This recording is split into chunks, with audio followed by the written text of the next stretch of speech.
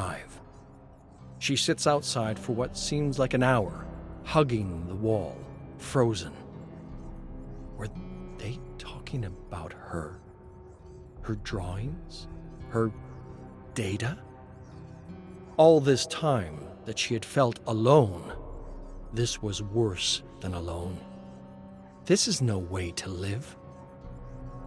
The night she had gone to the bridge changed everything.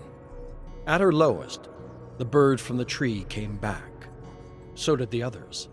They screamed like they had on the coast, but she felt no fear. She felt seen, not observed, just seen. Escaping the city was surprisingly easy. Her father expected nothing.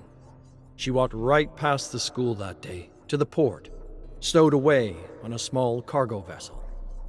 She would have been terrified before, of her father, of the shipworkers, of the men in the black trucks. None of it scared her now. She was not alone. Perhaps Matthias sent the birds. As the boat arrives in the city, she remembers her mother speaking of a school here, an art school. She marches straight into that school, finds the art faculty, walks into the first open office she sees, starts taking out her latest works, ink on parchment, out of her faded childhood backpack. Pia? For the first time in ages, she freezes. Her mother's name. Excuse me? She looks up at the desk. A man in his 70s with a thick beard and a dusty tweed jacket stares back at her. I'm sorry, you just look so much like an old student of mine. While she is too young to enroll in the school, Dr. Figueroa has put aside time to mentor Carmina. He tells her of her mother, whose own undeniable artistic talent could have changed the nation, of her mother's disappearance from the art scene 20 years ago. He tells her of the last time he heard from her, a disturbing letter where she admitted she was pregnant and she was terrified what they would do to her child. She learns some formal artistic rules from him, some art history, but she notices he goes out of his way not to instruct her, to let her explore her talent freely. Art like this, he says, could heal the world. Each time he tells her a little more of her mother's fears, of how her mother admitted that she saw what she was painting as if it were real. Carmina never tells him what she sees: crows, fog, claws reaching from the ground. He never asks. She supposes he doesn't need to. She meets with him once a month and lives with a group of radical performance and visual artists south of the school. Some were students or recent graduates or other runaways. While it wasn't always perfect, the personalities were intense. She was thrilled to learn from them, to live in a space where she was respected, understood, especially Flores. As spring begins to blossom, the house begins to plan a multidisciplinary show, one that looks to a bright and modern future. But as spring arrives, everything changes.